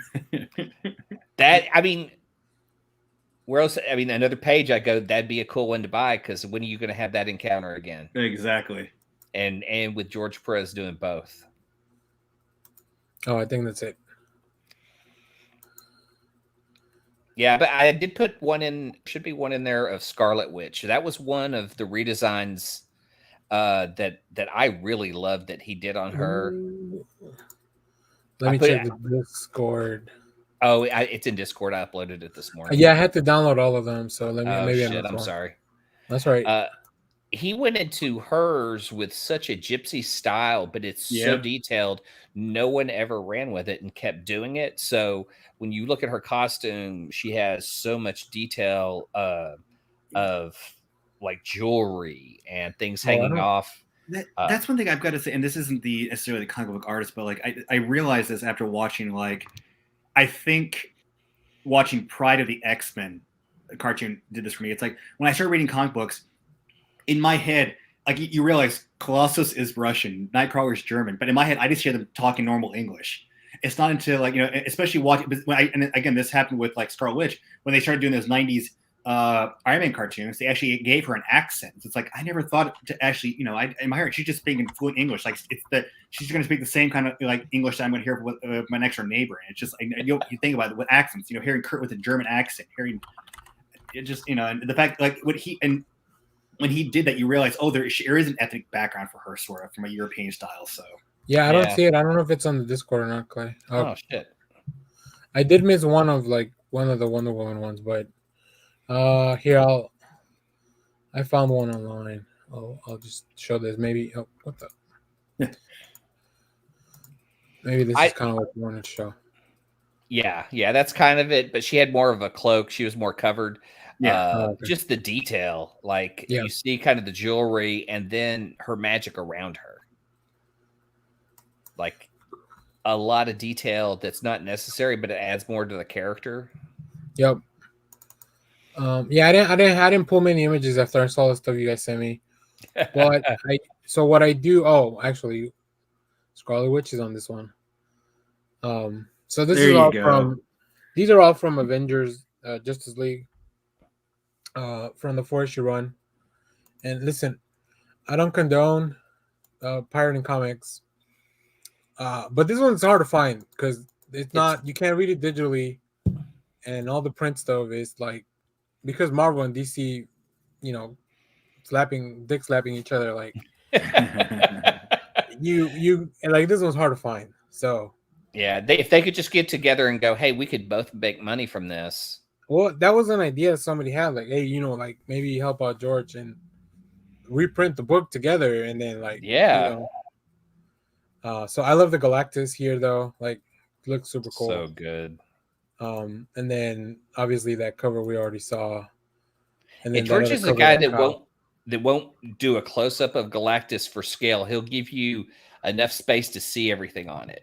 Yeah, that was it. I didn't pull. I just like this one because it has like the main rosters at the time, I'm guessing, of each sort one of of the teams. Sort of. Yeah. That wasn't like that was definitely the main roster, but the Avengers were a lot larger than this. They can't like. But even Quicksilver was just a new addition. Like originally, the roster would have been Justice and Firestar on there, along with Hawkeye. I like that.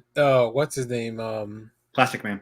Plastic Man he made both of his hands into guns, but he can't really shoot anything, right? No. At least he picked up like a rock or something, and he can. I don't know. He could do that. He might be able to do that. Yeah. Weird. What a weirdo. Plastic Man. When are we getting our Plastic Man movie? Someday. That's gonna be. That should be an HBO Max thing. Bring back the cartoon. Oh yeah, I have the box set, so I figured. Is there any writer that you would team with George, or any of the stuff he's done that you go like, that's the perfect team? I mean, Perez, Busick, Perez, Wolfman. I think those two are probably the strongest of the stuff of like the stuff I've seen, because I haven't gone back and read much of like his regular stuff, just the big titles like Wonder Woman, New Teen Titans. Like I've checked out a few of those things. I need to read more of the Avengers stuff. I don't think I've read as much of the Busick Perez Avengers run. Yeah, so good. But now I went like, I mean, I really want to now.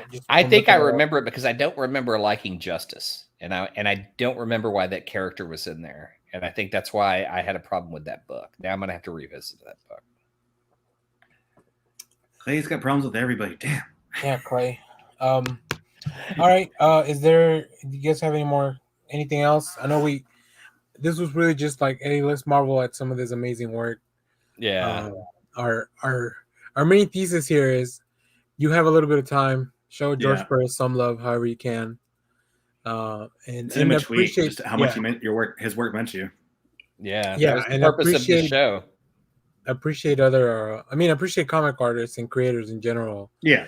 Because they're freelancers. They don't have like healthcare. Like a lot of us, they're they're kind of fending for themselves. Right. So hopefully I'm after this we finish, I'm gonna go post this episode on his Facebook page, whether he gets to see it or not. Yeah. Hopefully at least maybe the community can enjoy us going through all that fun stuff. And there's much more. It's just like it was kind of short notice, so like, but we really wanted to discuss it this week. But it's easy to talk about. I mean, when someone has like this kind of background and has influenced, I mean, we're all talking about how he's, his Teen Titans work. I mean, it influenced me a lot in bringing me into DC and reading newer, different characters I'd never seen before. It gave us Nightwing. Nightwing's one of my favorite characters. Yeah, like I know Robin was always around. Like I know Robin was already around. Well, hell, he created Cyborg. Yeah, like booyah. I love the Teen Titans, especially from the animated series. But all that stuff doesn't happen without that book. And Deathstroke, like he's a fucking badass character. I mean, if you go back to the Avengers Basic Run, he created Triathlon. He created the new White Tiger, who was Jarvis's sort of adopted niece. It was like he's. I'm sort of kidding, but we may not have Deadpool without George Perez. Because that's right. Deathstroke. No, that's what I'm now saying. we need to no, blame but Deathstroke was the influence for Deadpool. Yeah, that's what I'm saying. So because of Deathstroke, then we got Deadpool. Geez. Okay. So like, it's not even just the characters he created, it's the characters that probably were influenced by the stuff he created. I'm gonna say influence to be nice. I mean, it was funny to see Deadpool show up as this parody of this character, but it was fun to see Deadpool in different hands. Daniel Way and Ed McGuinness, Joe Kelly, those guys handled it. I think Joe Kelly was one of the ones, or not Joe Kelly. Well, who was the writer that really wrote like the funny? I felt like Joe Kelly kind of put the funny in. Okay. And he did the first series. Daniel Way added a third voice to his head, so when he was that's right. Yeah, he added more, and then which was eventually explained away in like some like random annual. Yeah, and then Jerry Duggan and Brian Posehn wrote him after that, and then I forget what they added to it. I mean, we didn't even talk that much about Crisis. I know, one of the most important books in DC. I think we have done an episode on Crisis, if I'm not mistaken. Did we do an Infinite? Yeah, Crisis? a while back we did. Like a long time ago. I'll look back to look if you're listening and you want to hear it, check back through our catalog. I'm pretty sure it's there. If I find it, I'll try to post it on our Twitter. That one will be audio only, so you won't see. I'm okay not talking about Crisis because let's be straight up honest. Like the two books everybody's going to know him for is either Teen Titans or Crisis. We want to kind of elaborate the work most people might not know him for. Yeah. Infinity Gauntlet too. Like I feel like Starling gets a lot of like. It's like, oh yeah, that's Starling's book, but like it doesn't happen without Perez. Yeah, I know. Right? I know. Yeah, and there's so many things. One of the biggest influences on one of the biggest movies in the recent times. Yeah. Good times. I love comics. Cool. All right. Well, I mean, listen, like I said, you have the time now. Go say hi to George Perez. Give him some love. And then, take care of yourself, I guess, too. All right. Let's move on to recommendations. I'm going to start with Clay since his already written down. I need to go find a picture for mine. Mine is a weird one because I don't know how I ended up getting this, but I got recommended a French anime film. Which one? The Summit of the Gods. That was it. So I was all that going, and I forgot its name. Somehow Netflix recommended this French anime film called The Summit of the Gods. It's about mountain climbing. It's based on a French manga, and then that's where I kind of got into a discussion: is if it's French, is it still manga, or is it a comic, or does French? If it's totally French, I would say comic. But then again, back in the 70s and 80s, they actually had a lot of anime films that were done by French Japanese companies. Like if you go back and watch old Nickelodeon, Belle and Sebastian, The Little Prince, The Lost Cities of Gold were all done by French Japanese anime studio. So. Okay. Well, that's the main reason. If you watch Summit of the Gods, the style is very different, but the story is so strong. Like mountain climbing is not something I would ever go do, be interested in, care about. And I was looking for a 90-minute film, and this was so good that it led to me watching a documentary on Netflix called 14 Peaks, Nothing is Impossible. Both about mountain climbing. One's animated and a story, and the other one's documentary. And I learned a ton about mountain climbing and the people that do it and why. It's both are really interesting, and for not knowing anything, they explain enough to tell you that this is a sport that you could die in.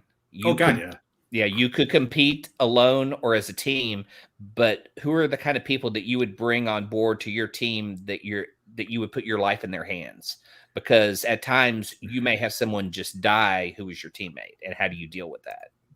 I wouldn't do it because I wouldn't be doing this in the first place. Exactly. And so both have interesting stories of mountain climbing and what you go through.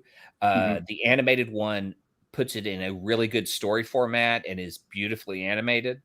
The documentary is done so well, and they both explain stuff to you, not knowing a sport at all, to where you kind of understand everything. Like, you climbed that mountain, but I climbed it faster. Oh, I climbed that mountain, but faster, but without oxygen. It's a competition, but in the end, it's a competition with yourself. Yeah. How far can I push my body? Oh my God. To the point of almost death. Because when they would go to these different campsites in the documentary, and you have like campsite 1, 2, 3, where, depending on where you are in the mountain. and you see people who have given up, who have come back down the mountain. Like, I didn't finish. They realize their limits. And that's the interesting part, is finding people who are, I mean, obviously all these people have money and are able to do this. Well, exactly. Yeah. But some of them don't. Like in 14 Peaks, they explain you have to get sponsors. And like the guy who leads that is from Nepal. And I guess they're known for, being Sherpas and helping people up these mountains, but don't get recognized for being mountain climbers. This guy goes, I'm doing this for Nepal, and I'm doing this for everyone to show you nothing is impossible. For Nepal. Yeah. And I mean, he's an incredible person that every part of the documentary is fascinating, because he climbs mountains. These 14 peaks that he chose are in an area he has to go through the Pakistani government. He has to go through the Chinese government. Yeah. And, he's motivational. Like, he's really uplifting to hear, because he goes to one of the camps at one of the mountains that they're at, and he's seen a lot of people who's descended and their spirits are broken. He comes to that camp with liquor and just starts a party and kind of gets everyone. Like, this guy is really a true motivational speaker in terms of, look, I'm doing something. Everything can be done. You could do this. I can do this. Nothing is impossible. Mm-hmm. It was beautiful. So this is a cover of the manga. And yeah, I think the adaptation is French, but this is definitely an anime based on like the original manga work. So. Okay, so I thought it was French. Yeah, it is. So the manga is Japanese, but the adaptation of the movie is French. Le Sommet de Dieu. All right, Kyle, you got anything for me? Yeah, actually, it's another podcast this week. Not trying to give iHeartRadio too much they've credit, but they've actually been releasing the podcast. I've really been enjoying them. New one is called The Psychologists Are In, starring Maggie Lawson and Timothy Odmondson. Anybody who is a fan of Psych, it's them rewatching the TV. It's both of them rewatching the TV series, talking about each episode. Yeah, exactly. It's a rewatch. Oh, cool. Yeah. With what's his name? Oh, yeah, it's Lassiter and Jules. Lassiter. Timothy. I can't say his last name. There we go. Bam. Olmondson. Yeah, something like that. Olmondson. I'm glad to see that he's recovered. Yeah, I mean, he speaks perfectly. You would never have known he had a stroke or anything. I loved him in This Is Gus. Seeing him be able to come back as Lassie, I love that man. I need to watch that because I watched the last movie, but I haven't seen. This Is Gus is the latest film, right? Yeah, it's so good. It's on Peacock and it's worth it. No, it's second episode. It has James Roday in it. They actually talked to him, and basically you find out that basically James Roday is the reason we have Psych, because it was him who was almost about to give up his career, and then they give him and he says, I'm about to give everything. I'm going to go back to New York, just do theatrics, theater. And his agent goes, you need to read this. Just take a chance to read this. He reads and he goes, oh my God. He goes, yeah. He says the character of Sean reminded him of Val Kilmer's character from not Perfect Science. What was Real Genius? Real Genius. Yeah. And so he talks to the creator, and they go, yeah, it's this blah, blah, blah, blah. And it's basically him, because him actually loving, and the creator actually gave him free reign to kind of go and ad-lib a lot of the show and everything. Odinson actually said when he did his raid that Sean or James went off and basically just kind of did his own stuff, and Lassiter went out, was so pissed off. He was like, God damn, I'm going to kick that motherfucker's ass. And the guy goes, hey, can you read this one more time? You bet I can. He goes back in and brings the anger they wanted for the Lassiter character, so he got the part. Oh, nice. I love that. Nice. I might check that out. I really like Psych. That's one I haven't rewatched, but I probably will at some point. Oh, it's good. I put it on every now and again to rewatch, but Shelby's never seen it, so I want to do a rewatch and go through that with her. Do and then listen to the podcast. I mean, that's nice. Oh that's probably the best way to watch. That may be what prompts me, because every time, like, I listen to Office Ladies, which is the Office podcast. So, like, before I listen to a new episode, you could throw it on. It's easier with a sitcom because it's just 20 minutes. Yeah, these are an hour.